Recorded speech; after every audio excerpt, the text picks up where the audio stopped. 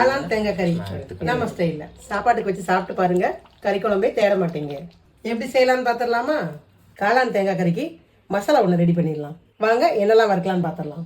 கொஞ்சம் மிளகு, கொஞ்சம் சோம்பு, கொஞ்சம் ஜீரகம், கொஞ்சம் இஞ்சி, கொஞ்சம் பூண்டு, கொஞ்சம் கருவேப்பிலை, கொஞ்சம் மல்லித்தலை எல்லாத்தையும் நல்லா வறுத்துக்கலாம்.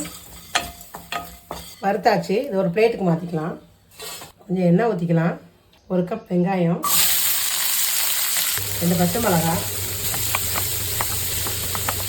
ஒரே ஒரு தக்காளி, கொஞ்சம் தேங்காய் சில்லு நல்லா வதக்கிக்கோங்க. இதோட முதல்ல வறுத்த அந்த மசாலா ஸ்பைசி ஐட்டத்தையும் சேர்த்துக்கலாம். எல்லாத்தையும் ஆற வச்சு நல்லா அரைச்சிட்டு வந்துடலாம். எண்ணெய் ஊற்றிக்கலாம். எண்ணெய் காயட்டும். எண்ணெய் காஞ்சிருச்சு. கொஞ்சம் கருவேப்பிலை போட்டுக்கலாம். காளான் போட்டுக்கலாம். காளான் வதங்கட்டும். கொஞ்சோண்டு உப்பு போட்டுக்கலாம். காளான் வதங்கிடுச்சு. 2 ஸ்பூன் குழம்பு மிளகாய் தூள் போட்டுக்கலாம். கொஞ்சோண்டு மஞ்சள் தூள் போட்டுக்கலாம். லைட்டாக எண்ணெயில் பரட்டி விட்டுக்கலாம்.